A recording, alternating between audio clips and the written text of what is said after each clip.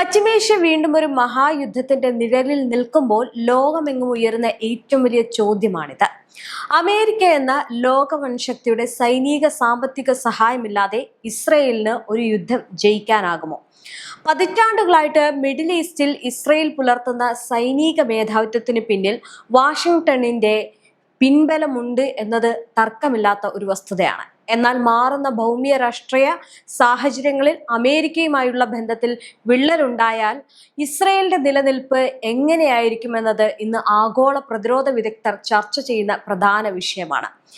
യഹൂദ രാഷ്ട്രത്തിന്റെ ചരിത്രത്തിലേക്ക് നോക്കിയാൽ 1948 സ്വാതന്ത്ര്യ സമരകാലത്തോ 1967 6 ദിന യുദ്ധത്തിലോ ഇന്നത്തെ പോലെ അമേരിക്കൻ ആയുധങ്ങളെ പൂർണ്ണമായിട്ടും ആശ്രയിച്ചല്ല ഇസ്രയേൽ പോരാടിയതും വിജയിച്ചതും. സ്വന്തം അതിജീവനത്തിനായിട്ട് ഏതറ്റം വരെയും പോകാൻ മടിക്കാത്ത ഒരു ജനതയുടെ നിശ്ചയദാർഢ്യവും അത്യാധുനികമായിട്ടുള്ള തദ്ദേശീയ സാങ്കേതിക വിദ്യയും ഇസ്രയേലിലുണ്ടായിരുന്നു.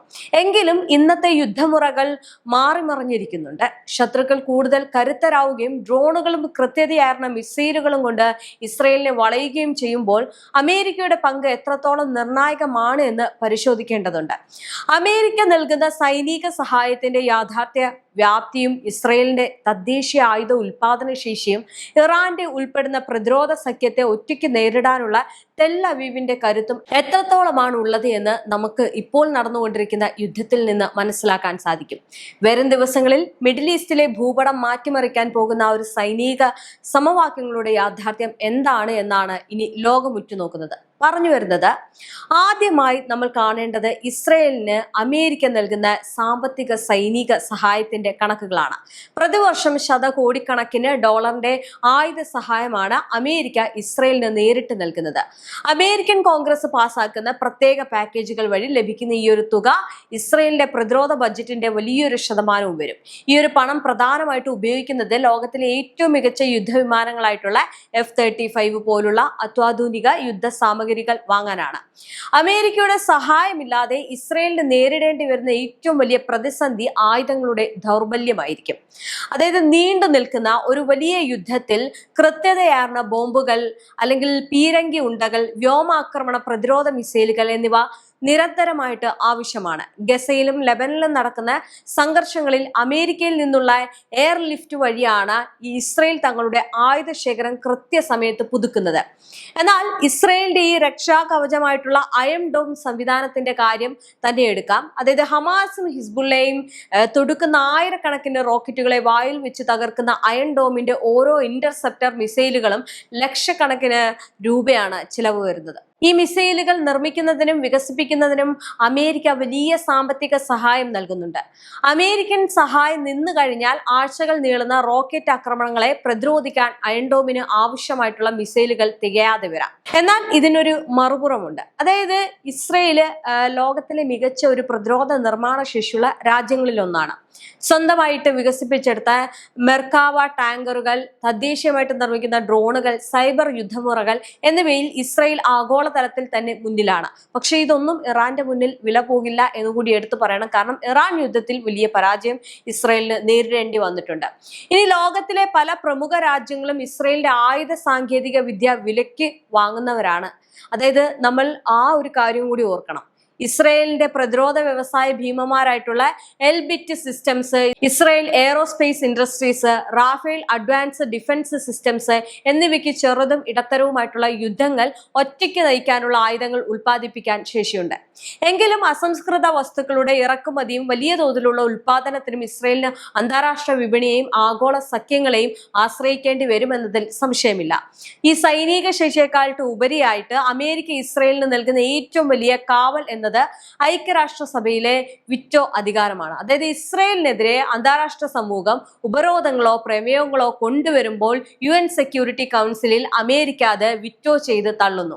അമേരിക്ക കൈവിട്ടാൽ അന്താരാഷ്ട്ര തലത്തിൽ ഇസ്രയേൽ പൂർണ്ണമായിട്ടും ഒറ്റപ്പെടുകയും കടുത്ത സാമ്പത്തിക വാണിജ്യ ഉപരോധങ്ങൾ നേരിടേണ്ടി വരികയും ചെയ്യുമെന്നതിൽ യാതൊരു സംശയമില്ല. ഈ വിറ്റോ ഉള്ളത് കൊണ്ട് തന്നെയാണ് ഇസ്രയേൽ അവിടെ നിന്നു പോകുന്നത്.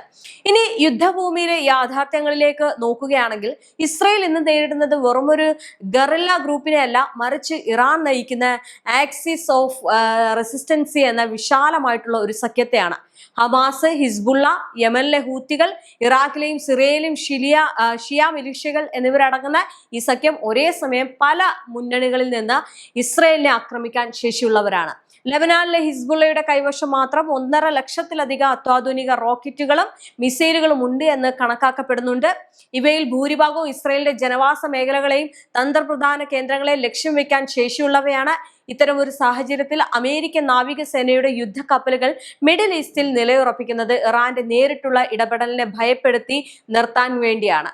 എന്നാൽ അവിടെ ഇത്തരം രീതിയിലുള്ള ഭയമൊന്നും ഹിസ്ബുള്ളയോ അല്ലെങ്കിൽ ഇറാനോ ഹൂത്തികളോ കാണിക്കുന്നില്ല എന്നതാണ്. ഇനി അമേരിക്കയുടെ ഈ ഒരു പരോക്ഷമായിട്ടുള്ള സൈനിക സാന്നിധ്യം ഇല്ലെങ്കിൽ ഇറാൻ തങ്ങളുടെ അത്യാധുനിക ബാലിസ്റ്റിക് മിസൈലുകളും ഹൈപ്പർസോണിക് ഡ്രോണുകളും ഉപയോഗിച്ച് ഇസ്രായേലിനെ നേരിട്ട് ആക്രമിക്കാൻ മടിക്കില്ല എന്നത് മറ്റൊരു കാര്യമാണ്. കഴിഞ്ഞ ഒക്ടോബറിലും ഏപ്രിലിലും ഇറാൻ നടത്തിയ മിസൈൽ ആക്രമണങ്ങളെ പ്രതിരോധിക്കാൻ ഇസ്രായേലിനൊപ്പം അമേരിക്കയുടെയും ബ്രിട്ടന്റെയും വ്യോമസേനകൾ രംഗത്തിറക്കേണ്ടി വന്നിരുന്നു എന്നത് ഇവിടെ ഓർക്കേണ്ട ഒരു കാര്യമാണ്. ഇനി മറ്റൊരു പ്രധാന ഘടകം ഇന്റലിജൻസ് വിവരങ്ങളാണ്. അതായത് ലോകത്തെ ഏറ്റവും വലിയ ചാര സംഘടനയായിട്ടുള്ള അമേരിക്കയുടെ CIA, സാറ്റലൈറ്റ് നിരീക്ഷണ സംവിധാനങ്ങൾ എന്നിവ വഴി ലഭിക്കുന്ന തത്സമയ വിവരങ്ങൾ ഇസ്രായേലിന്റെ മൊസാദിനും IDF-നും വലിയ സഹായമാണ് ലഭിക്കുന്നത്. ശത്രുക്കളുടെ മിസൈൽ വിക്ഷേപണ കേന്ദ്രങ്ങളും നീക്കങ്ങളും മുൻകൂട്ടി അറിയാൻ അമേരിക്കൻ ഉപഗ്രഹങ്ങൾ നൽകുന്ന ഡേറ്റ ഇസ്രായേലിന് അനിവാര്യമാണ്. ഇനി വ്യോമസേനയുടെ കാര്യത്തിലും ഇസ്രായേൽ പൂർണ്ണമായിട്ടും അമേരിക്കൻ വിമാനങ്ങളെയാണ് ആശ്രയിക്കുന്നത്. ഇസ്രായേലിന്റെ പക്കലുള്ള F-50, F-60, F-35 വിമാനങ്ങളെല്ലാം അമേരിക്കൻ നിർമ്മിതമാണ്. ഇവയുടെ അറ്റകുറ്റപ്പണികൾക്കും സ്പെയർ പാർട്സുകൾക്കും അമേരിക്കൻ കമ്പനികളുടെ സഹായം അത്യാവശ്യമാണ്. ദീർഘകാലത്തേക്ക് ഉപരോധമുണ്ടായാൽ ഇസ്രായേലിന്റെ വ്യോമ മേധാവിത്വത്തെ അത് സാരമായിട്ട് ബാധിക്കുമെന്നതിൽ സംശയമില്ല. എങ്കിലും ഇസ്രായേലിന് ഒരു അന്തിമ ആയുധമുണ്ട്. അത് അവരുടെ ഔദ്യോഗികമായിട്ട് പ്രഖ്യാപിക്കാത്ത ആണവായുധ ശേഖരമാണ്. രാജ്യം പൂർണ്ണമായ തകർച്ചയുടെ വക്കിലെത്തിയാൽ ശത്രുക്കളെ തുടച്ചു നീക്കാൻ ഇസ്രായേൽ തങ്ങളുടെ ആണവശേഷി ഉപയോഗിക്കുമെന്ന ഭയം മറ്റു രാജ്യങ്ങൾക്കുമുണ്ട്. അതായത് അറബ് രാജ്യങ്ങൾക്കും മിഡിൽ ഈസ്റ്റും ഒക്കെ അത് വലിയ ഭയപ്പെടുത്തുന്ന ഒരു കാര്യമാണ്. ഇതാണ് ഇസ്രായേലിന്റെ ഏറ്റവും വലിയൊരു ഡിറ്ററൻസ് അല്ലെങ്കിൽ പ്രതിരോധം എന്ന് പറയുന്നത്. ഇനി ചെറിയൊരു രാജ്യമായിട്ടുള്ള ഇസ്രായേലിന് ദീർഘകാല സാമ്പത്തിക പ്രതിസന്ധികളെ താങ്ങാൻ കഴിയില്ല. യുദ്ധം നീണ്ടുപോകുമ്പോൾ ലക്ഷക്കണക്കിന് റിസർവ് സൈനികരെ ജോലിയിൽ നിന്ന് മാറ്റി നിർത്തി യുദ്ധഭൂമിയിൽ വിന്യസിക്കേണ്ടി വരുന്നു. ഇത് രാജ്യത്തിന്റെ ആഭ്യന്തര ഉൽപാദനത്തെയും സാമ്പത്തിക രംഗത്തെയും തകിടം മറിക്കും. ഇവിടെയാണ് അമേരിക്കൻ നൽകുന്ന സാമ്പത്തിക ഗ്യാരണ്ടികൾ ഇസ്രായേലിന് രക്ഷയാകുന്നത്. ചുരുക്കത്തിൽ ഹമാസിനെയോ ഹിസ്ബുള്ളയെ പോലുള്ള പ്രാദേശിക ശക്തികളെ ഒതുക്കാൻ ഇസ്രായേലിന് ഒറ്റയ്ക്ക് കഴിയില്ല എന്നതാണ് മറ്റൊരു കാര്യം. കാരണം അമേരിക്കയുടെ സഹായമില്ലാതെ ഈ ഒരു യുദ്ധത്തിൽ പോരാടാൻ ഇസ്രായേലിന് പരിമിതികളുണ്ട്. എന്തായാലും ഇറാൻ ഉൾപ്പെടെയുള്ള ഒരു വലിയ സഖ്യത്തോട് ഒരേ സമയം സമ്പൂർണ്ണ യുദ്ധത്തിൽ ഏർപ്പെടുമ്പോൾ അമേരിക്ക ഇല്ലാതെ വിജയം സുരക്ഷിതമാക്കുക എന്നത് ഇസ്രായേലിന് അത്യന്തം കഠിനമായിരിക്കും.